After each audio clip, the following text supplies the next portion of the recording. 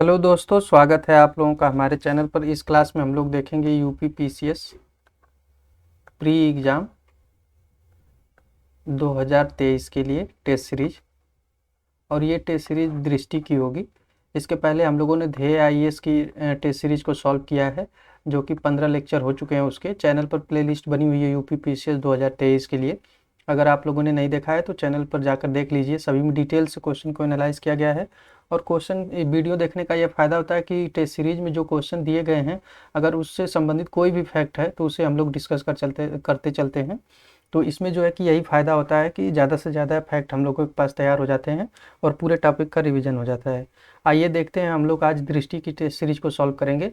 और ये bilingual test series होगी, जो है कि हिंदी इंग्लिश दोनों में होगी। तो आप लोग जिसको जिसमें कंफर्टेबल हो उसको पढ़ के सॉल्व कर सकता है। हम लोग मोस्टली ज़्यादातर स्टूडेंट हिंदी के ही हैं, तो हिंदी में डिस्कस करेंगे। आइए देखते हैं पहला क्वेश्चन। बुर्ज होम एक प्रागैतिहासिक स्थल है जो स्थित है उत्तर प्रदेश में, हरियाणा में, पंजाब में और कश्मीर में। तो इसका सही आंसर क्या हो जाएगा? वीडियो को पॉज करके आप लोग खुद से भी आंसर करते रहेंगे, ताकि आप लोगों को भी पता चले कितने क्वेश्चन आप लोगों के सही हो पा रहे हैं। तो ये जो बुर्ज होम स्थल है ये कहाँ पर है? तो ये कश्मीर में, जम्मू कश्मीर में है। और ये किस ज़िले में है? श्रीनगर ज़िले में, श्रीनगर में है। और यह नवपाषाण कालीन स्थल है, नवपाषाण कालीन स्थल है। और ये मुख्य रूप से किसके लिए जाना जाता है? तो जो गर्तवास है उसके लिए जाना जाता है, गर्तवास के लिए। तो इतने सारे फैक्ट इस क्वेश्चन से थे। आइए अगले क्वेश्चन पर चलते हैं। हम लोग इसी तरह क्वेश्चन को डिस्कस करते चलेंगे। अगला क्वेश्चन, कुछ राजवंश दिए गए हैं और उनके संस्थापक दिए गए हैं। आप लोगों को मिलान करना है। मिलान करने से भी संबंधित क्वेश्चन जरूर एग्जाम में पूछे जाते हैं। तो ऐसे क्वेश्चन को आप लोग सॉल्व करते रहें, ताकि क्वेश्चन एग्जाम में गलत ना होने पाए। तो जो राष्ट्रकूट वंश है इसका संस्थापक कौन था? तो दंती दुर्ग था। तो ए का क्या हो जाएगा? 2 हो जाएगा। और जो पाल वंश है इसका संस्थापक कौन था? तो इसका संस्थापक था गोपाल। तो बी का 4 हो जाएगा। और चोल वंश का संस्थापक कौन था? तो ये विजयालय था। सी का 1 हो जाएगा। और चौहान का वंश का जो वासुदेव हो जाएगा। तो इस प्रकार हम लोग देखते हैं तो कौन सा सही हो जाएगा? तो ए का 2। तो ए का 2 केवल एक बी में ही मिल जा रहा है, तो हम लोगों को एक ही से आंसर मिल जा रहा है। अगर एग्जाम में ऐसे होता है तो आप लोग एक से ही सॉल्व करके आगे बढ़ जाएंगे, ताकि समय की बचत हो सके। लेकिन जो श्योर पता है उसी को पहले मिलाइएगा, ये नहीं कि जो पता नहीं उसी को मिला के फिर उसके बाद आगे बढ़ गए, क्वेश्चन गलत हो जाए। अगला क्वेश्चन कौन सा दिया है देख लेते हैं हम लोग। तो अगला क्वेश्चन दिया है कि निम्नलिखित में से किस राज्य में हाल ही में एक बृहद ऋण मेले का आयोजन किया गया है? यानी बृहद बृहद ऋण मेले का आयोजन कहाँ पर किया गया? तो ये किया गया है उत्तर प्रदेश में, उत्तर प्रदेश में। और उत्तर प्रदेश से करंट अफेयर्स ये है तो यूपी पीसीएस के एग्जाम में जरूर पूछा जाएगा, तो इसलिए हम लोग डिस्कस करेंगे इसको डिटेल से। तो ये कब किया गया था? ये 30 जून 2022 को किया गया था उत्तर प्रदेश में ऋण मेले का आयोजन। और जो है कि यहाँ पर जो है कि 75 जनपदों के कारीगर कारीगर शामिल थे। और जो है कि यहाँ पर इसमें कारीगर उद्यमी दोनों लोग थे। और ये 16,000 करोड़ रुपए वितरण किया गया, 16,000 करोड़ रुपए वितरण किया गया। और जो है कि जो ओडीओपी चलती है यूपी में, वन डिस्ट्रिक्ट वन प्रोडक्ट योजना, तो उसके लिए एक ऋण वार्षिक ऋण योजना प्रारंभ की गई। इसी के लिए वार्षिक ऋण योजना इसी में। और इसमें कितना दिया गया? तो 2.95 लाख करोड़ वार्षिक जो है कि ऋण योजना चलाई गई है ओडीओपी के लिए। आइए अगले क्वेश्चन पर चलते हैं। अगला क्वेश्चन दिया कि हेनले पासपोर्ट सूचकांक 2022 में भारत की रैंक क्या है? तो जो हेनले पासपोर्ट इंडेक्स है उसमें जो है कि भारत की रैंक पूछी जा रही है 2022 में। तो 50वीं हो जाएगी, 86वीं, 87वीं और 88वीं। तो वीडियो को पॉज करके आप लोग खुद से भी आंसर करते रहेंगे, ताकि आप लोगों को भी एक आइडिया मिले कि कितने क्वेश्चन सही हो पा रहे हैं। तो इसमें जो है कि भारत की रैंक क्या थी? तो भारत की रैंक थी 87वीं, 87वीं भारत की रैंक थी। और पहले स्थान पर कौन था? पहले स्थान पर कौन था? तो इसमें पहले स्थान पर जापान हो जाएगा, सिंगापुर, और एक तीसरा था दक्षिण कोरिया, दक्षिण कोरिया। ये तीनों ही पहले स्थान पर थे। भारत की रैंक जो कि 87वीं थी। आइए अगले क्वेश्चन पर चलते हैं। अगला क्वेश्चन दिया है कि निम्नलिखित पे डच स्थापित कारखानों यानी डचों के द्वारा जो कारखाने स्थापित किए गए थे, विचार कीजिए और उनको काल के क्रम के अनुसार व्यवस्थित कीजिए। यानी इसको व्यवस्थित करना है कि कौन सा सबसे पहले स्थापित किया गया था, उसके बाद कौन सा किया गया था। इसमें दिया है बिमलीपट्टनम, मसूलीपट्टनम, कारिकल और चिनसुरा। अगर आप लोगों को डेट पता होगा तभी इसका मिलान कर पाएंगे। तो सबसे पहले हम लोग देख लेते हैं कि किसका स्थापना कब की गई थी। तो जो डच कारखाने थे, तो बिमलीपट्टनम में कब स्थापित किया गया था, तो ये 1641 में किया गया था, 1641 में। और मसूलीपट्टनम में कब किया गया था, तो 1605 में। और जो है कारिकाल में कब स्थापित किया गया था, तो 1645 में। और चिनसुरा में कब स्थापित किया गया था, तो 1653 में। तो इस प्रकार हम लोग देखते हैं। तो सबसे पहले मसूलीपट्टनम में स्थापित किया गया था, तो 2 से शुरू होगा। तो यहाँ पहले पर ही आंसर मिल जा रहा है, ज़्यादा हम लोगों को परेशान होने की ज़रूरत नहीं है। तो 2 से शुरू होगा, फिर उसके बाद पहला आ जाएगा 1641, फिर तीसरा, फिर चौथा लास्ट में। तो इस प्रकार ए ऑप्शन सही हो जाएगा, इसका ए सही हो जाएगा। आइए अगले क्वेश्चन पर चलते हैं। अगला क्वेश्चन देख लेते हैं कौन सा दिया है। तो फ्रेंड्स, अगर वीडियो पसंद आ रही है तो प्लीज़ चैनल को जरूर सब्सक्राइब करें और वीडियो को लाइक और शेयर कर दें। आधुनिक भारतीय इतिहास के संदर्भ में लिखित कथनों में से कौन सा कथन सही है। यानी आधुनिक भारतीय इतिहास के बारे में यहाँ पर पूछा गया है और उसमें पूछा जा रहा है कि कौन सा कथन सही है। तो आइए देखते हैं हम लोग। तो बम्बई डेक्कन में पहला राजस्व बंदोबस्त 1820 दशक में किया गया था। और 1859 में अहमदाबाद में कपास आपूर्ति संघ, यानी कपास आपूर्ति संघ की स्थापना की गई थी 1859 में अहमदाबाद में। तो इसमें नीचे दिए गए कूट का सही उत्तर का चयन करें। केवल एक सही है, 1 2 दोनों सही है, केवल 2 सही है, ना तो 1 ना तो 2, दोनों ही सही है। तो इस प्रकार आप लोग देखिए कि क्या इसका सही आंसर हो जाएगा। तो जो बम्बई डेक्कन में पहला राजस्व बंदोबस्त 1820 में दशक में किया गया था, तो ये बिल्कुल सही हो जाएगा। ये पहला कथन तो सही हो जाएगा, लेकिन दूसरा गलत हो जाएगा। 1859 में अहमदाबाद में कपास आपूर्ति संघ की स्थापना नहीं हुई थी। जो कपास आपूर्ति संघ की स्थापना हुई थी, ये हुई थी 1857 में,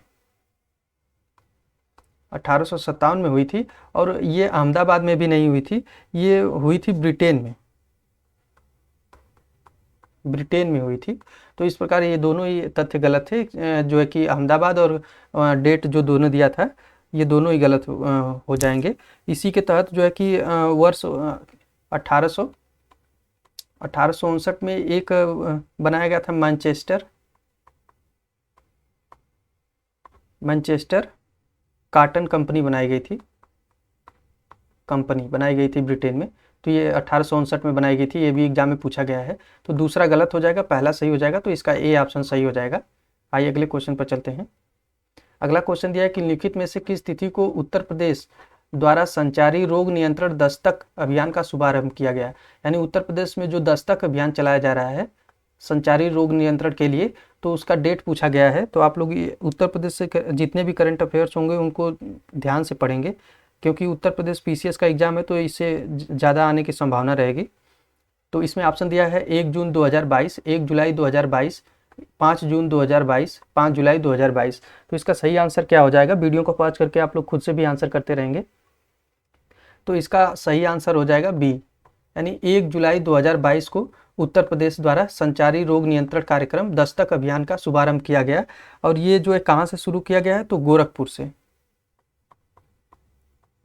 से, और गोरखपुर में जो है कि जो एक कॉलेज है बीआरडी मेडिकल कॉलेज, यहीं पर से संचारी रोग नियंत्रण को प्रारंभ किया गया है। और ये कब से कब तक चलेगा, तो 1 जुलाई से 31 जुलाई तक, 1 जुलाई से 31 जुलाई तक, 1 जुलाई से 31 जुलाई तक चलेगा। और इसमें जो है कि किन किन रोगों पर फोकस किया गया, तो जैसे मलेरिया, जो तराई क्षेत्र में रोग ज़्यादा फैलते हैं, मलेरिया हो जाएगा, डेंगू हो जाएगा और फाइलेरिया हो जाएगा।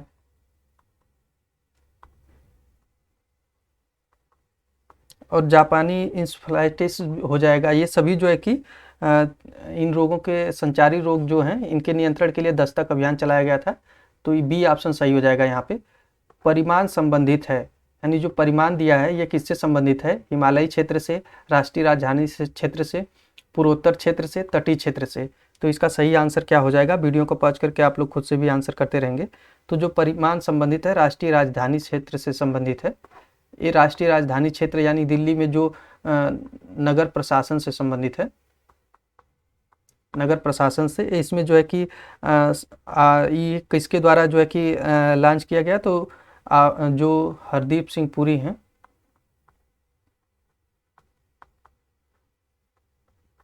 हरदीप सिंह पुरी के द्वारा लॉन्च किया गया ये पोर्टल है। एक प्रकार का पोर्टल है जिसमें नगर प्रशासन से संबंधित उनके मैपिंग किया गया है, जिससे सारी लोकेशन मैपिंग के तहत की गई है कि प्रशासन अच्छी तरीके से हो सके। तो जो शहरी एवं आवास विकास मंत्री हैं हरदीप सिंह पुरी, इनके द्वारा ये पोर्टल लॉन्च किया गया। परिमाण राष्ट्रीय राजधानी क्षेत्र दिल्ली से संबंधित है।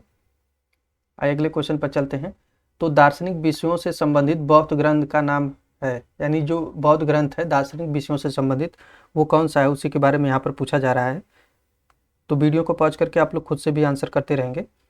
तो त्रिपिटक, विनय पिटक, अभिधम्य पिटक। तो जो दार्शनिक विषयों से संबंधित है वो बौद्ध ग्रंथ वो अभिधम्य पिटक है। तो इसका सी ऑप्शन सही हो जाएगा।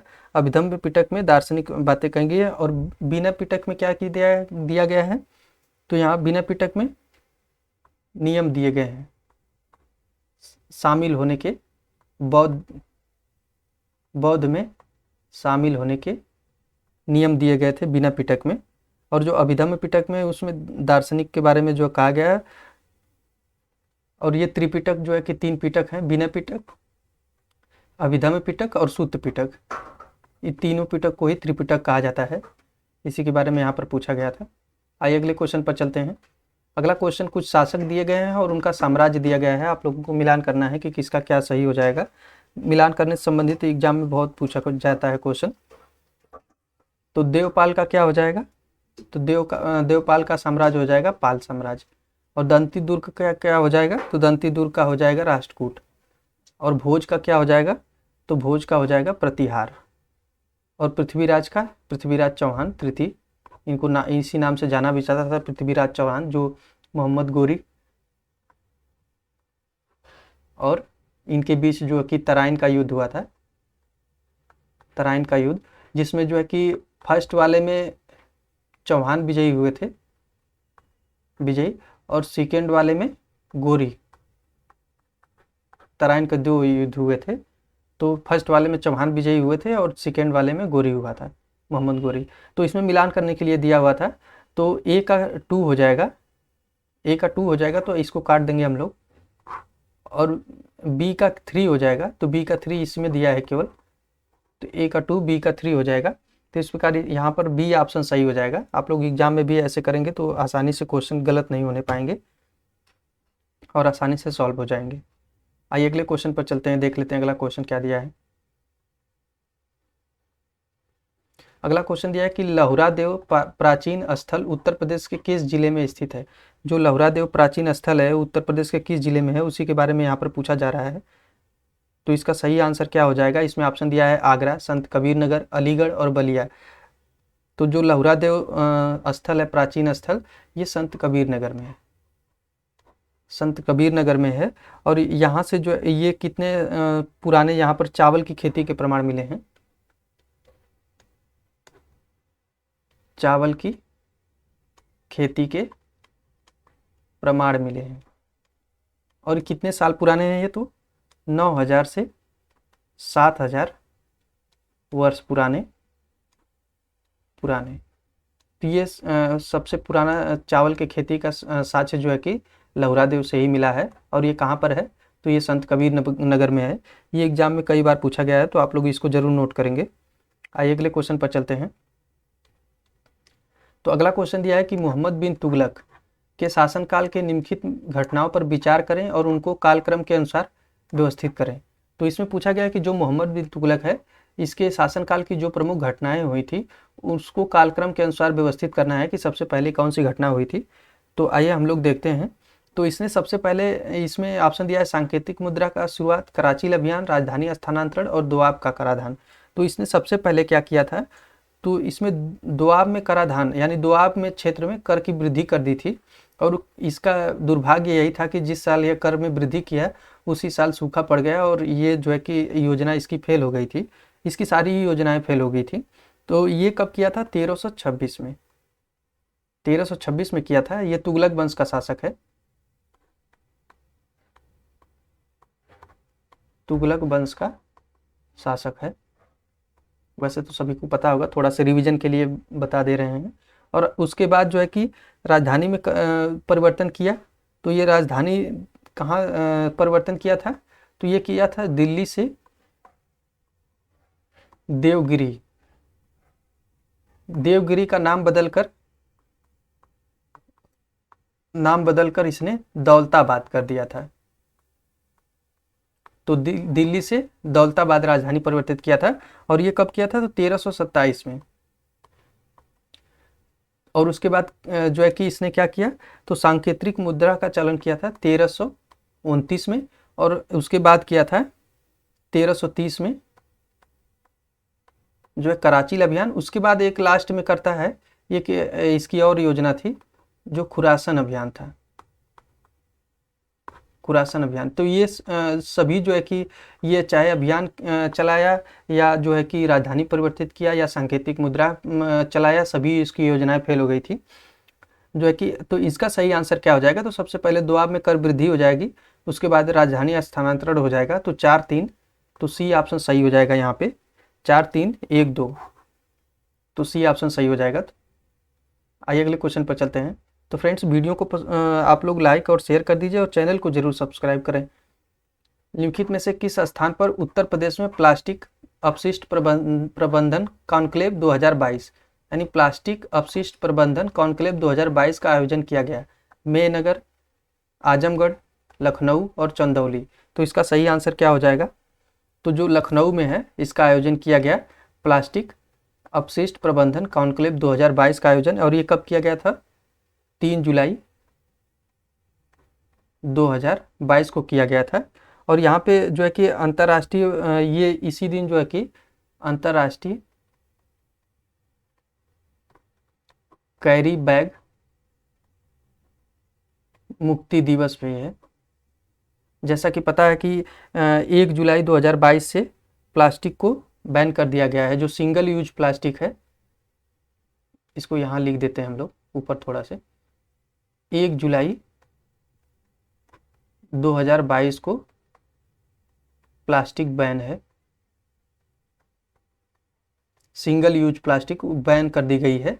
तो उसी के उपलक्ष्य में जो है कि यहाँ पर एक किया गया था उत्तर प्रदेश में प्लास्टिक अपशिष्ट प्रबंधन कॉन्क्लेव 2022 का आयोजन कहाँ पर किया गया था? तो ये लखनऊ में किया गया था। तो सी ऑप्शन यहाँ पे सही हो जाएगा। आइए अगले क्वेश्चन पर चलते हैं।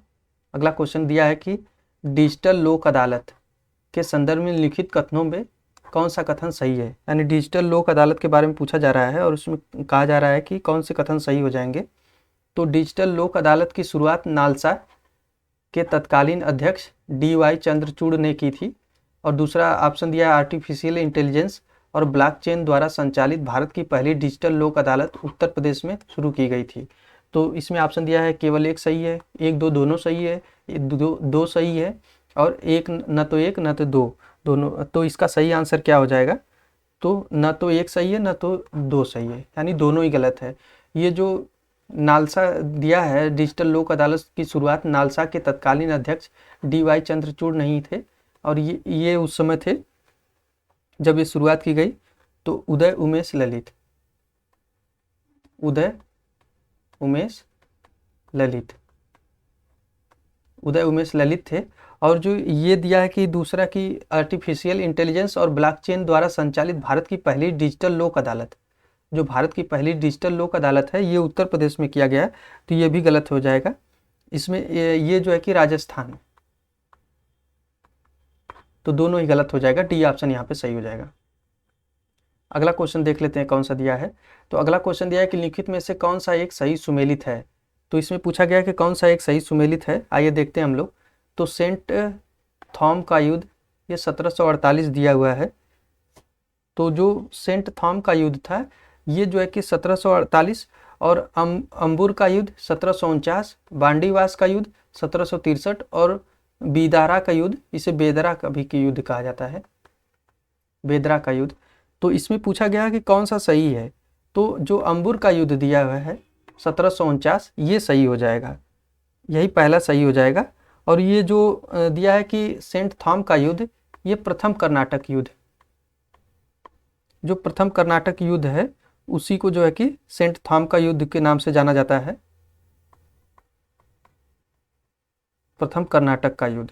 तो ये 1740 से 1748 के बीच लड़ा गया था।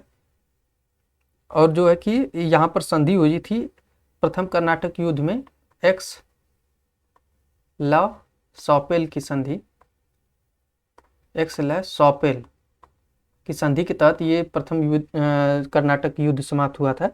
और जो दूसरा कर्नाटक युद्ध हुआ है, जो दूसरा कर्नाटक युद्ध हुआ था, ये कब हुआ था? तो 1749 से 54 के बीच हुआ था, 1749 से 54 के बीच हुआ था। और इसी दूसरे कर्नाटक युद्ध में अंबुर के युद्ध के नाम से जाना जाता है, तो ये सही हो जाएगा बिल्कुल।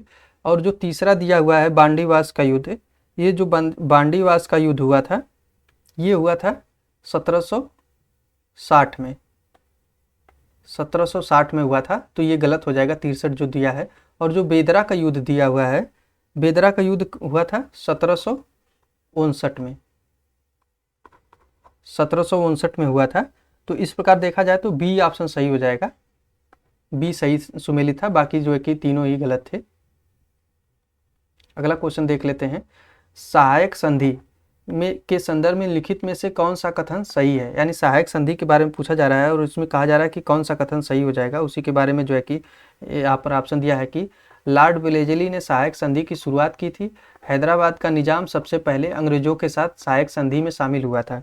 तो इसमें कहा जा रहा है कि लॉर्ड वेलेजली ने सहायक संधि की प्रणाली की शुरुआत की थी, तो ये कथन बिल्कुल सही हो जाएगा। सहायक संधि प्रणाली जो शुरुआत की थी लॉर्ड वेलेजली ने की थी।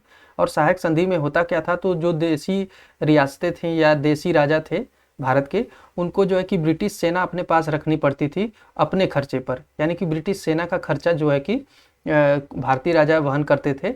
और जो है कि इसमें यह शर्त थी कि कोई भी विदेशी समझौता या विदेशी राज्य से भारतीय राज्य समझौता नहीं करेगा और बिना अंग्रेजों की अनुमति के। और इसमें यह भी कहा गया था कि अंग्रेज जो है कि इनके आंतरिक मामलों में हस्तक्षेप नहीं करेंगे, लेकिन ये इसका पालन नहीं किए, धीरे धीरे हस्तक्षेप करने लगे आंतरिक मामलों में भी। तो यही लॉर्ड वेलेजली की सहायक संधि थी, इसी ने शुरुआत की थी। और हैदराबाद का निजाम सबसे पहले अंग्रेजों के साथ सहायक संधि में शामिल हुआ था, तो ये बिल्कुल सही हो जाएगा। ये शामिल हुआ था 1798 में, उसके बाद धीरे धीरे सभी लोग शामिल हुए, तो ये भी कथन सही हो जाएगा। तो यहाँ पर दोनों ही ऑप्शन सही हो जाएंगे, तो बी ऑप्शन सही हो जाएगा। आइए अगले क्वेश्चन पर चलते हैं, देख लेते हैं अगला क्वेश्चन क्या दिया है। अगला क्वेश्चन दिया है कि उत्तर प्रदेश के अंडर 19 बैडमिंटन टूर्नामेंट के में पुरुष एकल वर्ग में लिखित में से कौन विजेता रहा? तो जो उत्तर प्रदेश के अंडर 19 बैडमिंटन टूर्नामेंट में हुआ है पुरुष एकल का खिताब, उसमें जो है कि विजेता कौन था, तो इसी के बारे में यहाँ पर पूछा जा रहा है। तो यहाँ पर ऑप्शन दिया है हर्षित तोमर, प्रतीक श्रीवास्तव, कपिल चौधरी और नीर नेहवाल। तो इसका सही ऑप्शन क्या हो जाएगा? नीर नेहवाल हो जाएगा, डी ऑप्शन सही हो जाएगा। और हाल ही में इनामुल हक, जो डॉक्टर इनामुल हक हैं इनका निधन हो गया, वह संबंधित थे, यानी जो डॉक्टर इनामुल हक थे वह किससे संबंधित थे? तो भारत से, मिस्र से, बांग्लादेश से और अमेरिका से। तो इसका सही आंसर क्या हो जाएगा? वीडियो को पॉज करके आप लोग खुद से भी आंसर करते रहेंगे। तो ये संबंधित थे बांग्लादेश से, तो बी ऑप्शन यहाँ पे सही हो जाएगा। ये बांग्लादेश के जो राष्ट्रीय संग्रहालय है, राष्ट्रीय संग्रहालय के महानिदेशक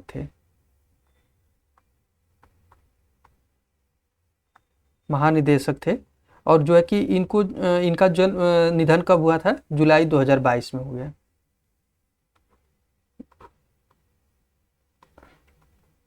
जुलाई 2022 में इनका निधन हो गया। और इनको पद्मश्री पुरस्कार भी मिला था 2020 में, 2020 में पद्मश्री पुरस्कार भी मिला था। तो इतना सारा डिटेल इनसे संबंधित है, तो ये बांग्लादेश ऑप्शन सही हो जाएगा। आइए अगले क्वेश्चन पर चलते हैं। अगला क्वेश्चन दिया है कि जैन धर्म के बारे में पूछा जा रहा है। आइए देखते हैं क्या दिया जा रहा है कि जैन धर्म के संदर्भ में लिखित में से कौन सा कथन सही है, यानी जैन धर्म के बारे में पूछ रहा है कि कौन सा कथन सही है। तो यहाँ पर दिया है जैन धर्म में सबसे महत्वपूर्ण विचार यह है कि प्रत्येक तत्व एवं आध्यात्मिक कारकों का संयोजन है, तो यह कथन बिल्कुल सही हो जाएगा। और जैन धर्म के प्रथम तीर्थंकर ऋषभदेव थे, तो ये भी सही हो जाएगा। जैन धर्म के प्रथम तीर्थंकर ऋषभदेव थे और 24वें तीर्थंकर कौन से थे? तो महावीर स्वामी थे। महावीर स्वामी 24वें थे और जो है कि प्रथम तीर्थंकर ऋषभदेव थे, तो ये दोनों ही कथन सही हो जाएगा। तो बी ऑप्शन सही हो जाएगा यहाँ पे आंसर। आइए अगले क्वेश्चन पर चलते हैं। अगला क्वेश्चन देख लेते हैं। अगला क्वेश्चन दिया है कि मध्यकालीन भारत में नादगवंदा, जो मध्यकालीन भारत में नादगवंदा शब्द संदर्भित है, वो किसको संबोधित करता है? तो आइए देखते हैं हम लोग। तो इसमें दिया है सैन्य अधिकारी, पुजारी को, कोषाधिकारी को, राजस्व अधिकारी को। तो जो नादगवंदा शब्द है ये किसको संदर्भित करता था? तो ये राजस्व अधिकारी को संबंधित करता था। और इसमें जो है कि ये किस काल का था? तो राष्ट्रकूट काल का था, राष्ट्रकूट काल का। आहार बनास संस्कृति का संबंध था, जो आहार बनास संस्कृति थी इसका क्षेत्र क्या था, उसी के बारे में यहाँ पर पूछा जा रहा है। तो जो इसमें दिया है ऑप्शन पंजाब, राजस्थान, उत्तर प्रदेश और बलूचिस्तान। तो जो आहार बनास संस्कृति है ये संबंधित है राजस्थान से। राजस्थान इसका सही आंसर हो जाएगा। और ये दक्षिण पूर्वी राजस्थान, दक्षिण पूर्वी राजस्थान हो जाएगा, जो एमपी से सटा हुआ है। और इसे जो है कि बनास संस्कृति इसलिए जाना जाता है कि ये जो बनास नदी है, बनास नदी के तट पर पाई जाती थी। तो बनास नदी के तट पर थी और इसी के कारण इसको जो है कि बनास और जो है कि आहार संस्कृति, और आहार भी नदी का नाम है, आहार नदी, और बनास नदी के तट पर थी, इसीलिए आहार बनास संस्कृति के रूप में जाना जाता है। आइए अगले क्वेश्चन पर चलते हैं। अगला क्वेश्चन दिया है कि सैयद वंश के निम्नलिखित शासकों को कालक्रम के अनुसार व्यवस्थित करें। तो सैयद वंश के संस्थापकों के बारे में दिया जा रहा है और इसमें कालक्रम के अनुसार व्यवस्थित करना है। तो आइए हम लोग देखते हैं। तो जो मोहम्मद शाह ऑप्शन दिया है, आलम शाह, खिज्र खां और मुबारक शाह। तो आप लोगों को पता होना चाहिए कि सैयद वंश का संस्थापक कौन था? तो खिज्र खां था। तो सबसे पहले नंबर पे तो यही आ जाएगा। अगर आप लोगों को ये डाटा पता होगा तो आप लोग आंसर को आराम से कर पाएंगे। तो खिज्र खां हो जाएगा सबसे पहले नंबर पे। और इसका कार्यकाल कब से कब तक था? तो 1414 से 21 तक, यानी 1414 से 21 तक हो जाएगा। उसके बाद आ जाएगा मुबारक शाह। मुबारक शाह कब से कब तक हो जाएगा?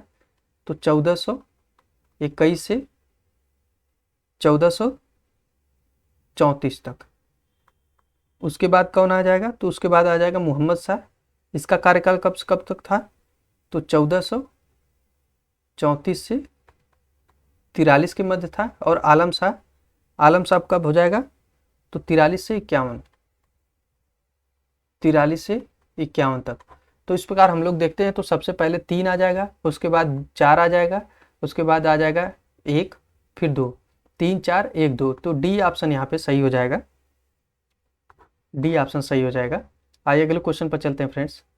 अगला क्वेश्चन दिया है कि स्टार्टअप इकोसिस्टम 2022, स्टार्टअप इकोसिस्टम 2022 के संदर्भ में लिखित में से कौन सा कथन सही है? यानी स्टार्टअप इकोसिस्टम रैंकिंग 2022 के संदर्भ में पूछा जा रहा है कि कौन सा कथन सही हो जाएगा। आइए देखते हैं हम लोग। तो उत्तर प्रदेश को लीडर श्रेणी में शामिल किया गया है और इसे नीति आयोग के द्वारा जारी किया जाता है।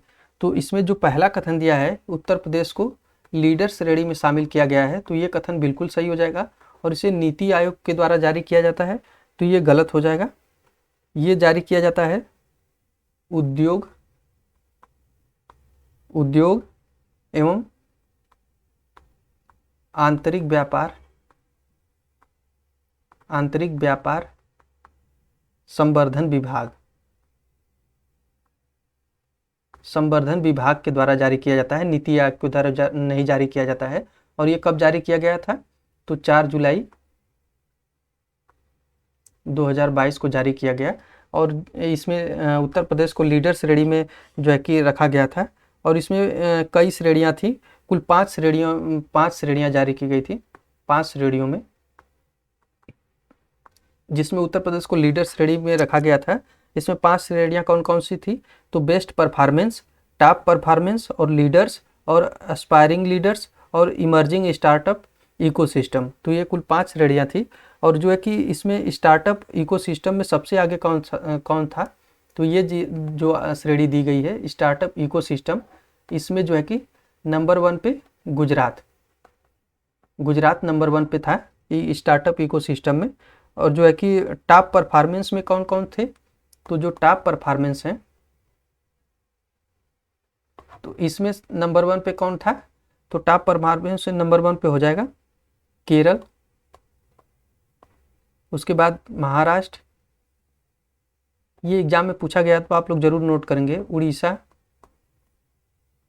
उसके बाद आ जाएगा तेलंगाना, ये टॉप परफॉर्मेंस में थे। और उसके बाद जो है कि एक और श्रेणी जारी की गई थी जिसमें कहा गया था जो लीडर श्रेणी है, तो उसमें यूपी भी था। और जो है कि लीडर श्रेणी में और कौन कौन थे? तो उत्तराखंड हो जाएगा, पंजाब, असम, ये शामिल किए गए थे। तो इतना आप लोगों को याद करने की ज़रूरत नहीं है, इसमें टॉप परफॉर्मेंस और यूपी का याद कर लीजिए, लीडर श्रेणी में शामिल किया गया था। तो यहाँ पर पूछा जा रहा है कि कौन सा कथन सही हो जाएगा। तो यहाँ पर कौन सा कथन सही हो जाएगा? तो पहला तो सही है, दूसरा गलत है, तो ए ऑप्शन सही हो जाएगा। आइए अगले क्वेश्चन पर चलते हैं, देख लेते हैं कौन सा क्वेश्चन दिया हुआ है। अगला क्वेश्चन दिया हुआ है कि 68वें राष्ट्रीय फिल्म पुरस्कारों के संबंध में लिखित कथनों में से कौन सा कथन सही नहीं है। यानी जो 68वां राष्ट्रीय फिल्म पुरस्कार दिया गया था, उसके संबंध में कौन सा कथन सही नहीं है, उसके बारे में हम लोगों को बताना है। तो आशा पारेख को दादा साहेब फाल्के पुरस्कार प्रदान किया गया। तो जो आशा पारेख हैं, इनको दादा साहेब फाल्के पुरस्कार प्रदान किया गया, तो ये बिल्कुल सही हो जाएगा। और उत्तर प्रदेश को सर्वाधिक फिल्म फ्रेंडली स्टेट का पुरस्कार दिया गया, तो ये गलत हो जाएगा। तो यही ऑप्शन सही हो जाएगा, हम लोगों को इसमें गलत ही बताना था। उत्तर प्रदेश को सर्वाधिक जो है कि फिल्म फ्रेंडली स्टेट पुरस्कार का उत्तर प्रदेश को नहीं दिया गया, ये मध्य प्रदेश को दिया गया, मध्य प्रदेश को दिया गया। और सूर्या ने अपनी फिल्म सोराराई पोट्टू के लिए सर्वश्रेष्ठ अभिनेता का पुरस्कार जीता था, तो ये बिल्कुल सही हो जाएगा। और मनोज मुंतशिर ने हिंदी फिल्म साइना के लिए सर्वश्रेष्ठ गीतकार का पुरस्कार जीता, तो ये भी सही हो जाएगा। तो यहाँ पर बी ऑप्शन सुमेलित नहीं था। आइए अगले क्वेश्चन पर चलते हैं। अगला क्वेश्चन देख लेते हैं कौन सा दिया गया है। तो अगला क्वेश्चन दिया है कि लिखित में से कौन सा मुगल प्रांत के उत्तराधिकारी राज्य थे। तो वो कौन से थे जो मुगल प्रांत के उत्तराधिकारी राज्य थे, उसी के बारे में यहाँ पर पूछा जा रहा है। तो अवध, बंगाल, हैदराबाद और मैसूर। और इसमें नीचे दिए गए कूट का सही उत्तर का चयन करें, कूट से सही उत्तर का चयन करना है। तो यहाँ पर दिया है कि 1 2 1 2 3 3 4 और 2 3 4। तो इसका सही आंसर क्या हो जाएगा? तो जो यहाँ पर दिया है कि मुगल प्रांत के उत्तराधिकारी राज्य कौन थे, यानी कि जो मुगल प्रांत थे उसके बाद मुगल सत्ता समाप्त होने के बाद जो राज्य स्थापित किए थे, उसी के बारे में यहाँ पर पूछा जा रहा है। तो इसका सही आंसर क्या हो जाएगा? B option. इसमें 1 2 और 3, अवध, बंगाल और हैदराबाद, ये तीनों ही शामिल हैं। तो इसका सही ऑप्शन बी ऑप्शन हो जाएगा। ये उत्तराधिकारी राज्य थे, अवध हो जाएगा, बंगाल हो जाएगा, हैदराबाद हो जाएगा। और ये स्वतंत्र राज्यों में था, स्वतंत्र राज्यों में शामिल था मैसूर जो है कि। आइए अगले क्वेश्चन पर चलते हैं फ्रेंड्स, देख लेते हैं अगला क्वेश्चन कौन सा दिया है। अगला क्वेश्चन दिया है कि 1856 में एकमुश्त बंदोबस्त के संदर्भ में लिखित में से कौन सा कथन सही है। यानी कि जो 1856 में एकमुश्त बंदोबस्त आया था, उसके संदर्भ में पूछा जा रहा है कि कौन सा कथन सही हो जाएगा, उसी के बारे में यहाँ पर बताना है। तो यह पहली ब्रिटिश लगान बंदोबस्त प्रणाली थी, तो ये पहली ब्रिटिश लगान बंदोबस्त प्रणाली थी, तो ये बिल्कुल सही हो जाएगा। इसका उद्देश्य जो है कि तालुकदारों का विस्थापन करना था, तो ये दोनों ही कथन सही हो जाएंगे, तो बी ऑप्शन यहाँ पे सही हो जाएगा। वन महोत्सव अभियान उत्तर प्रदेश के किस जिले से शुरू किया गया था। जो वन महोत्सव अभियान शुरू किया गया था, उसी के बारे में यहाँ पर पूछा जा रहा है कि किस जिले से शुरू किया गया था। तो सोनभद्र ऑप्शन दिया है, चित्रकूट, कौशाम्बी और मऊ। तो वीडियो को पॉज करके आप लोग खुद से भी आंसर करते रहेंगे। तो इसका सही आंसर क्या हो जाएगा? ये वन महोत्सव अभियान उत्तर प्रदेश के चित्रकूट जिले से शुरू किया गया था। तो बी ऑप्शन सही हो जाएगा। बी ऑप्शन यहाँ पे सही हो जाएगा। और यहाँ पे कब से शुरू किया गया था? तो ये 5 जुलाई 2022 को शुरू किया गया था। 5 जुलाई 2022 को चित्रकूट जिले से। और यहाँ पे कितने पौधे रोपे गए थे? तो 35 करोड़ 35 करोड़ पौधे रोपे गए थे। 35 करोड़ कुल पौधे रोपे गए थे। तो इसी के बारे में एक दिन में रोपे गए थे 35 करोड़। ये रिकॉर्ड था। अगला क्वेश्चन दिया कि world population prospectus 2022, world population prospectus 2022 के संदर्भ में लिखित में से कौन सा कथन सही है? तो आइए देखते हैं इसके बारे में हम लोग डिटेल से। तो इसमें पहला ऑप्शन दिया है कि वर्ष 2025 के दौरान भारत द्वारा विश्व की सबसे अधिक आबादी वाले देश चीन को पीछे छोड़ने का अनुमान है। और दूसरा दिया है कि यह अनुमान है कि 10 देशों में वर्ष 2010 से और वर्ष 2021 के मध्य कुल 1 मिलियन से अधिक प्रवासियों का बहिर्गमन हुआ है। तो इसमें ऑप्शन दिया है कि एक सही है, एक दो दोनों सही है। और उसमें दूसरा सी ऑप्शन दिया है 2 सही है। और चौथा दिया है कि न तो 1 न तो 2। इसमें तो से इसका सही आंसर क्या हो जाएगा? तो इसका केवल दूसरा सही है। इसमें जो है कि यह अनुमान है कि 10 देशों में वर्ष 2010 से वर्ष 2021 के मध्य कुल 1 मिलियन से अधिक प्रवासियों का बहिर्गमन हुआ। तो ये बिल्कुल सही हो जाएगा। और जो ये दिया है कि वर्ष 2025 के दौरान भारत विश्व की सबसे अधिक आबादी वाले देश चीन को पीछे छोड़ने का अनुमान है। तो ये जो 2025 दिया हुआ है, ये 2025 नहीं, ये 2023 ही है। 2023 में ही चीन को भारत पीछे छोड़ देगा। तो ये 25 गलत दिया हुआ था। तो पहला गलत हो जाएगा, दूसरा सही हो जाएगा। अगला क्वेश्चन देख लेते हैं कौन सा दिया है। तो बौद्ध धर्म के संदर्भ में लिखित में से कौन सा कथन सही है? यहाँ पर बौद्ध धर्म के बारे में पूछा जा रहा है और पूछा जा रहा है कि कौन सा कथन सही है। आइए देखते हैं हम लोग। पहली बौद्ध संगीति राजगृह में सप्तपर्णी गुफा, यानी राजगृह में सप्तपर्णी गुफा में आयोजित की गई थी।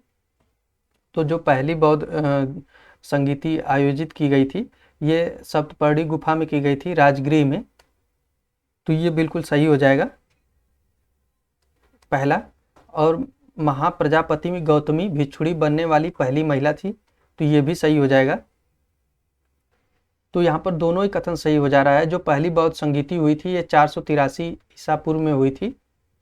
ईसा पूर्व में ये बुद्ध की मृत्यु के तुरंत बाद हुई थी, तुरंत बाद में हुई थी जो पहली बौद्ध संगीति हुई थी। कुल 4 बौद्ध संगीतियां हुई थी। और जो पहली संगीति हुई थी राजगृह में सप्तपर्णी गुफा में। और इसके अध्यक्ष कौन थे? तो अध्यक्ष थे महाकश्यप। महाकश्यप इसके अध्यक्ष बनाए गए थे। और जो दूसरा कथन दिया गया है कि प्रजापति गौतमी जो इनकी सौतेली माँ थी, जिन्होंने इनका पालन पोषण किया था, तो प्रजापति गौतमी जो है कि प्रथम भिक्षुणी बनने वाली महिला थी। और ये किसके कहने पे? तो जो बुद्ध के प्रिय शिष्य थे, प्रिय शिष्य आनंद के कहने पर जो है कि बुद्ध ने इनको शामिल किया था। तो दोनों ही कथन सही हो जाएंगे। तो बी ऑप्शन सही हो जाएगा। आइए अगले क्वेश्चन पर चलते हैं। अगला क्वेश्चन देख लेते हैं कौन सा दिया गया है।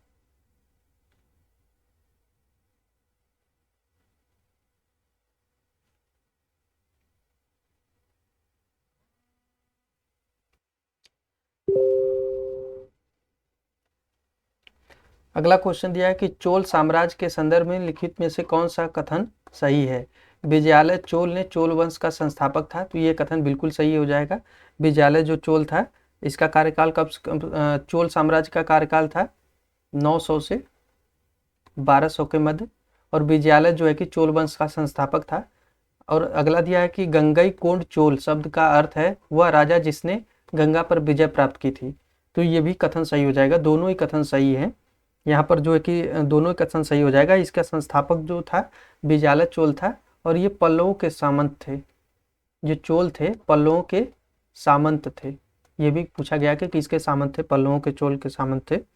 और जो ये दिया है कि गंगई कोंड चोल शब्द का अर्थ है वह राजा जिसने गंगा पर विजय प्राप्त की हो, तो ये राजेंद्र प्रथम था, जिसने बंगाल विजय पर अभियान किया था और गंगा नदी को पार करके। तो ये इसी के उपलक्ष्य में जो है कि गंगई कोंड चोल का उपाधि भी धारण किया था। और जो है कि इसका अर्थ होता है कि जिसने गंगा नदी पर विजय प्राप्त की हो। तो दोनों ही सही हो जाएगा। तो यहाँ पे बी ऑप्शन सही हो जाएगा। अगला क्वेश्चन देखते हैं। तो कुछ स्थल दिए गए हैं और नदियों के जो हड़प्पा काल से स्थल दिए गए हैं और उसमें पूछा गया है सिंधु घाटी सभ्यता के स्थल हैं और वो किस नदी के किनारे हैं, इसी के बारे में पूछा जा रहा है। तो जो हड़प्पा है ये किस नदी के किनारे है, तो रावी नदी के किनारे है। और मोहनजोदड़ो किस नदी के किनारे है, मोहनजोदड़ो, तो ये सिंध नदी के किनारे हो जाएगा। और भगवानपुर जो किस नदी के किनारे है, तो ये हो जाएगा सरस्वती नदी के किनारे। और सुतका गंडोर जो है दास्क नदी के किनारे है। तो इसका सही आंसर क्या हो जाएगा, तो ए का 2 हो जाएगा और बी का 1 हो जाएगा। तो सी ऑप्शन यहाँ पे सही हो जाएगा, सी ऑप्शन। आइए अगले क्वेश्चन पर चलते हैं। अगला क्वेश्चन दिया है कि दिल्ली सल्तनत के अधीन केंद्रीय प्रशासन के संदर्भ में लिखित कथनों में से कौन सा कथन सही है। यानी दिल्ली सल्तनत के अधीन केंद्रीय प्रशासन के बारे में पूछा जा रहा है कि कौन सा कथन सही हो जाएगा। तो दिल्ली प्रशासन का सबसे शक्तिशाली पद नायब का था। तो जो सुल्तान होता था, सुल्तान के बाद जो है कि सबसे शक्तिशाली पद जो था ये नायब ही था।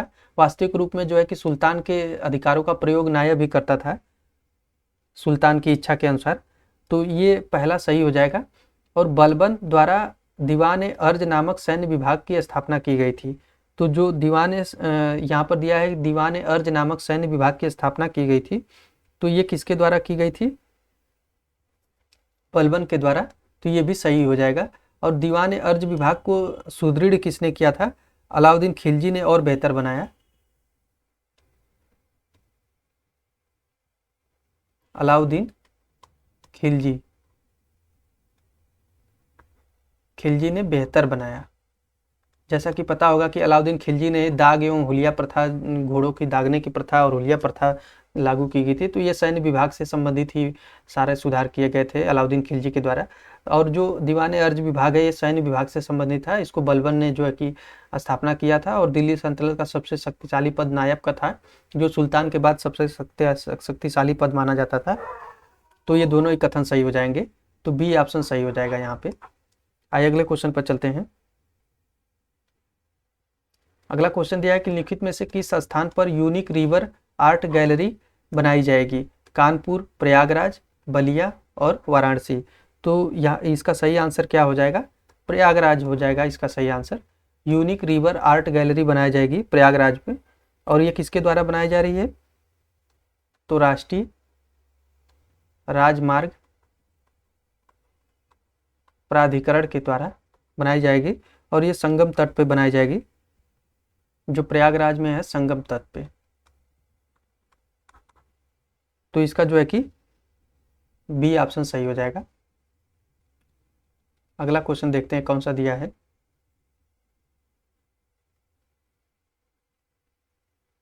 अगला क्वेश्चन दिया है कि उत्तर प्रदेश सरकार ने अर्थव्यवस्था को बढ़ावा देने के लिए सलाहकार के रूप में लिखित में से किस कंपनी के साथ एक अनुबंध या हस्ताक्षर किए हैं। तो उत्तर प्रदेश जो है कि अर्थव्यवस्था को बढ़ावा देने के लिए किस कंपनी के साथ समझौता किया है, उसी के बारे में यहाँ पर पूछा जा रहा है। तो यहाँ पर सही आंसर क्या हो जाएगा, वीडियो को पॉज करके आप लोग खुद से भी आंसर करते रहेंगे। तो जो डेलाइट इंडिया है ये सही आंसर हो जाएगा। उत्तर प्रदेश सरकार ने अर्थव्यवस्था को जो 1 ट्रिलियन बनाने का लक्ष्य है, 1 ट्रिलियन अर्थव्यवस्था, उसी में जो है कि उसके तहत ये व्यवस्था की गई, इसके साथ समझौता किया गया है। ये कब तक बनाना है, तो 2024-25 तक, 2024-25 तक। और जो भारत को 2024-25 तक भारत को कितने ट्रिलियन का बनाना है, तो 5 ट्रिलियन। भारत को 5 ट्रिलियन का लक्ष्य रखा गया है। ये एग्जाम में पूछा गया है पहले भी, और इसके बाद जो है कि उत्तर प्रदेश का 1 ट्रिलियन है, ये 2024-25 तक लक्ष्य रखा गया है। उसी के तहत ये एक समझौता किया गया है डेलाइट इंडिया कंपनी के साथ उत्तर प्रदेश सरकार ने। तो बी ऑप्शन यहाँ पे सही हो जाएगा, बी ऑप्शन। अगला क्वेश्चन देख लेते हैं कौन सा दिया है। तो अगला क्वेश्चन दिया है कि 1765 में इलाहाबाद की संधि के बारे में निम्नलिखित में से कथनों पर विचार करें। तो जो 1765 में इलाहाबाद की संधि हुई है उसके तहत देखना है कि क्या दिया गया है। तो नवाब शुजाउद्दौला ने कंपनी की क्षतिपूर्ति के लिए 80 लाख रुपए 80 लाख देने पर सहमति व्यक्त की थी। तो ये जो है कि गलत हो जाएगा, ये 80 लाख नहीं थी, पहला गलत हो जाएगा, ये 50 लाख था, 50 लाख पर सहमति व्यक्त की थी। और दूसरा क्या दिया है देख लेते हैं हम लोग। तो दूसरा दिया गया है कि नवाब शुजाउद्दौला बनारस के जमींदार बलवंत सिंह को अपनी संपत्ति का पूरा अधिकार देने के लिए सहमत हो गए थे। तो ये बिल्कुल सही हो जाएगा। और तीसरा ऑप्शन दिया कि शाह आलम द्वितीय कंपनी के संरक्षण में बर्मा में रहने के लिए सहमत हो गया था। तो ये भी गलत हो जाएगा, ये बर्मा में नहीं, इलाहाबाद में ही रहने के लिए, इलाहाबाद हो जाएगा, इलाहाबाद में ही रहने के लिए सहमत हुआ था जो है कि। तो तीसरा गलत हो जाएगा। और चौथा दिया कि नवाब शुजाउद्दौला ने इलाहाबाद और कारा को सम्राट शाह आलम द्वितीय को सौंपने पर सहमति व्यक्त की। तो ये भी सही हो जाएगा। तो ये दूसरा और चौथा सही हो जाएगा, दूसरा और चौथा सही हो जाएगा, पहला और तीसरा गलत हो जाएगा। तो इसका सही आंसर हो जाएगा डी ऑप्शन। आइए अगले क्वेश्चन पर चलते हैं। अगला क्वेश्चन दिया है कि आधुनिक भारतीय इतिहास के संदर्भ में निम्नलिखित में से कौन सा कथन सही है। यानी आधुनिक भारतीय इतिहास के बारे में पूछा जा रहा है कि कौन सा कथन सही हो जाएगा। आइए देखते हैं हम लोग। तो शिमला की स्थापना गोरखा युद्ध के दौरान हुई थी, यहाँ पर पूछा जा रहा है। तो ये बिल्कुल सही है, जो गोरखा युद्ध हुआ था उसी के दौरान जो है कि शिमला की स्थापना की गई थी, शिमला शहर की। और गोरखा युद्ध कब हुआ था? तो 1815-16 में हुआ था गोरखा युद्ध, उसी के समय की गई थी। और दूसरा दिया है कि 1864 में वायसराय जॉन लॉरेंस ने आधिकारिक तौर पर परिषद को शिमला स्थानांतरित कर दिया। तो ये भी कथन सही हो जाएगा। तो यहाँ पे दोनों ही सही हो जाएंगे, बी ऑप्शन सही हो जाएगा। अगला क्वेश्चन देख लेते हैं कौन सा दिया है।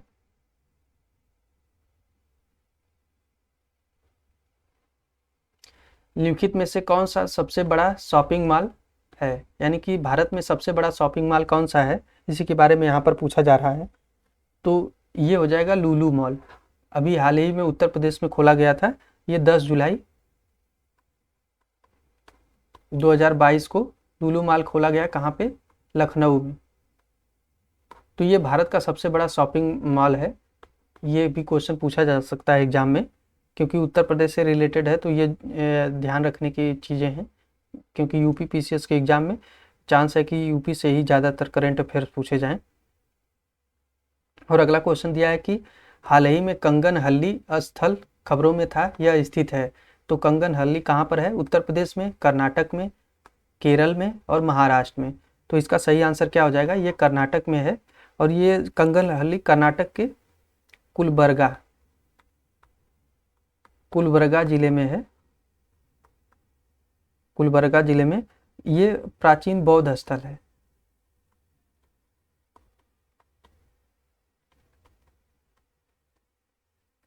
प्राचीन बौद्ध स्थल जो है कि संरक्षण करेगा। तो ये जो है कि कर्नाटक के कुलबर्गा जिले में है। आइए अगले क्वेश्चन पर चलते हैं। अगला क्वेश्चन दिया है कि स्तूपों के संदर्भ में लिखित में से कौन सा कथन सही है। यानी स्तूपों के बारे में पूछा जा रहा है और पूछा जा रहा है कि कौन सा कथन सही हो जाएगा। तो इसकी उत्पत्ति एक साधारण अर्धचंद्राकार टीले के जो स्तूप होते थे, एक साधारण रूप से अर्धचंद्राकार टीले के रूप में हुई, जिसे बाद में अंड कहा गया। तो ये बिल्कुल सही हो जाएगा। एक इस टाइप का स्तूप होता था अर्धचंद्राकार, और इसके किनारे किनारे जो है कि यहाँ पर एक तोरण द्वार होता था और किनारे किनारे पथ बना हुआ था घूमने के लिए। तो स्तूपों की रेलिंग और स्तंभों पर उत्कीर्ण लेखों में इसके निर्माण हेतु दिए गए दान को अंकित किया जाता था। तो जो ये रेलिंग बनी हुई थी किनारे किनारे पे, तो इस पे जो लोग दान किए रहते थे इसको बनाने में, उनके नामों का भी उल्लेख रहता था। तो ये दोनों ही सही हो जाएगा। तो यहाँ पर बी ऑप्शन सही हो जाएगा। अगला क्वेश्चन दिया है कि गुलाम वंश का संस्थापक कौन था। तो गुलाम वंश के संस्थापक के बारे में पूछा जा रहा है। तो ऑप्शन दिया है रुकमुनुद्दीन, फिरोज शाह, इल्तुतमिश, कुतुबुद्दीन ऐबक, आराम शाह। तो गुलाम वंश का संस्थापक कौन था? तो ये कुतुबुद्दीन ऐबक था और ये गोरी का गुलाम था, गोरी का गुलाम था जो कुतुबुद्दीन ऐबक था। और 1290 में कुतुबुद्दीन 1290 नहीं 1206 में स्थापना किया था और 1206 से 1210 तक शासन किया कुतुबुद्दीन ऐबक। ये गोरी का गुलाम था और जो मोहम्मद गोरी ने भारत के विजित प्रदेश जो थे इसको सौंप दिए थे कुतुबुद्दीन ऐबक को, तो इसने गुलाम वंश की स्थापना की थी। उसके बाद जो है कि आता है इसके बाद कुतुबुद्दीन ऐबक के बाद ही आता है आराम शाह।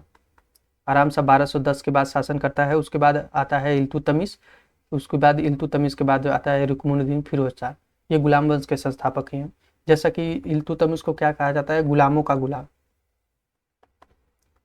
गुलामों का गुलाम, क्योंकि ये जो है कुतुबुद्दीन ऐबक जो है कि गोरी का गुलाम था और कुतुबुद्दीन ऐबक का गुलाम ये इल्तुतमिश था, तो इसलिए इसको गुलामों का गुलाम कहा जाता है। आइए अगले क्वेश्चन पर चलते हैं। निम्नलिखित में से कौन सा स्थल सिंधु घाटी सभ्यता का पूर्वी स्थल है?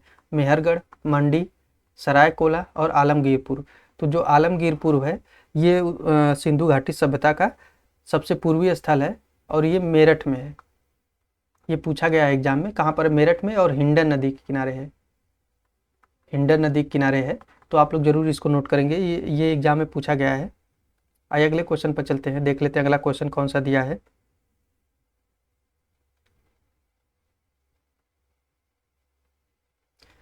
तो ज्वालामुखी मंदिर पुस्तकालय से सुल्तान फिरोज शाह तुगलक द्वारा लाए गए 1300 संस्कृत पांडुलिपियों का फारसी में अनुवाद किसने किया था?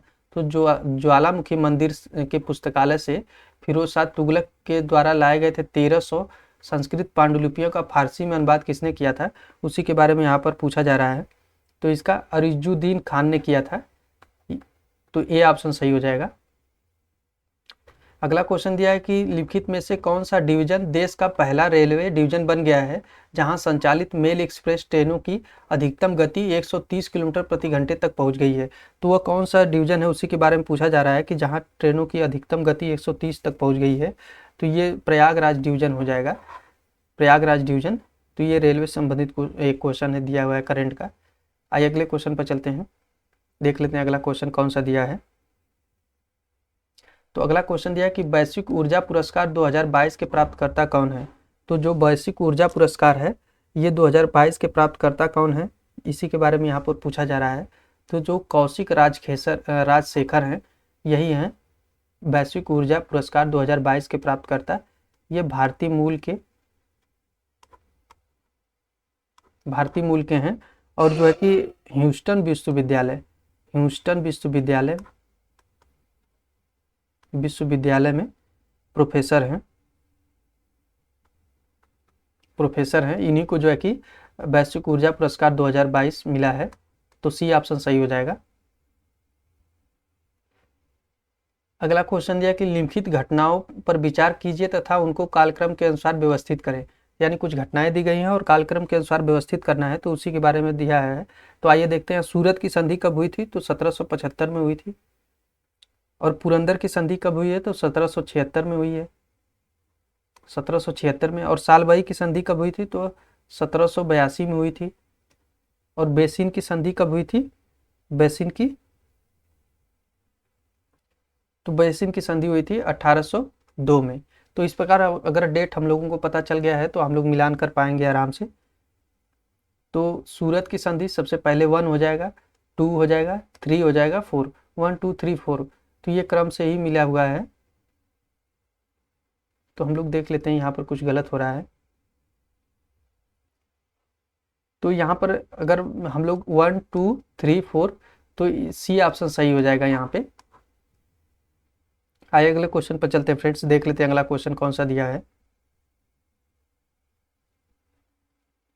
अगला क्वेश्चन दिया है कि भारतीय इतिहास में निम्नलिखित घटनाओं को कालक्रम के अनुसार व्यवस्थित करें। तो यहाँ पर भी कुछ घटनाएं दी गई हैं और उनको कालक्रम के अनुसार व्यवस्थित करना है। तो आइए देखते हैं। तो बारदोली किसान आंदोलन कब हुआ था? तो ये 1928 में हुआ था। 28 में। और जो कांग्रेस के मंत्रियों का इस्तीफा दे दिया था, यानी जो कांग्रेस की सरकार बनी थी 1939 में जो है कि इस्तीफा दे दिया था, भारत को ब्रिटेन ने द्वितीय विश्व युद्ध में शामिल कर लिया था, उसी के चलते कांग्रेस के मंत्रिपरिषदों ने इस्तीफा दे दिया था। और ये कब दिया था? तो ये दिया था कांग्रेस मंत्रिमंडल ने इस्तीफा 1939 को दिया था। और गांधी इरविन समझौता कब हुआ था? तो गांधी इरविन समझौता हुआ था 1931 में। इसी के तहत जो है कि गांधी जी द्वितीय गोलमेज सम्मेलन में जाने के लिए राजी हुए थे। और द्वितीय गोलमेज सम्मेलन उसके बाद जो है कि इसी के बाद हुआ, जो है कि जब गांधी जी गए समझौते के द्वारा, तो ये हुआ था, ये भी 1931 में ही हुआ था। और जो लेकिन ये जो है कि समझौता हुआ था मार्च में, उसके बाद ये सम्मेलन हुआ था दिसंबर में। तो इस प्रकार हम लोग देखते हैं। तो सबसे पहले इसमें क्या किया गया है, तो बारदोली का किसान आंदोलन हो जाएगा, 1 हो जाएगा। उसके बाद जो है कि समझौता हुआ था 1, 3, 4 और 2। तो 1, 3, 4 और 2, तो ए ऑप्शन यहाँ पे सही हो जाएगा। ये क्रम से मिला हुआ है, ए ऑप्शन हो जाएगा यहाँ पे। आइए अगले क्वेश्चन पर चलते हैं। अगला क्वेश्चन हम लोग देख लेते हैं। भारत नवाचार सूचकांक 2021 के अनुसार उत्तर प्रदेश का स्थान क्या है? तो जो भारत नवाचार सूचकांक 2021 जारी किया गया था, उसमें उत्तर प्रदेश का रैंक पूछा जा रहा है। तो इसमें 7वां, 8वां, 9वां और 10वां, इसका सही आंसर क्या हो जाएगा? तो उत्तर प्रदेश का रैंक 7वां है। भारत नवाचार सूचकांक में उत्तर प्रदेश का 7वां स्थान है। और इसमें पहला स्थान किसको मिला है? तो कर्नाटक को मिला था। तो पहला और यूपी का दोनों हम लोग याद करेंगे, बाकी चीज़ें याद करने लायक नहीं है, क्योंकि इतना सारा डाटा पूछता नहीं है, और पहला और यूपी का ही पूछ सकता है। तो यहाँ पर सही आंसर क्या हो जाएगा? 7वां। आइए अगले क्वेश्चन पर चलते हैं। अगला क्वेश्चन देख लेते हैं हम लोग। विश्व मास्टर एथलेटिक्स चैंपियनशिप 2022 में भगवानी देवी ने किस श्रेणी में भारत के लिए स्वर्ण पदक जीता है? तो जो विश्व मास्टर एथलेटिक्स चैंपियनशिप 2022 हुआ था, भगवानी देवी ने किस श्रेणी में भारत के लिए स्वर्ण पदक जीता था? 100 मीटर, 200 मीटर, 10 मीटर, और जो है कि 10 मीटर एयर पिस्टल राइफल, और 10 मीटर एयर पिस्टल, और 200 मीटर स्प्रिंट, और 100 मीटर स्प्रिंट। तो इसका सही आंसर क्या हो जाएगा? 100 मीटर स्प्रिंट में जो है कि भगवानी देवी ने भारत के लिए स्वर्ण पदक जीता था 2022 में। तो यहाँ पर ए ऑप्शन सही हो जाएगा। तो फ्रेंड्स, इस प्रकार हम लोगों ने कुल 48 क्वेश्चन को सॉल्व कर लिया है। इस टेस्ट सीरीज के जो है कि बाकी के बचे हुए क्वेश्चन अगले वीडियो में हम लोग सॉल्व कर लेंगे। तो आप लोग वीडियो को लाइक और शेयर कर दीजिए, और चैनल को जरूर सब्सक्राइब करिए। Thank you.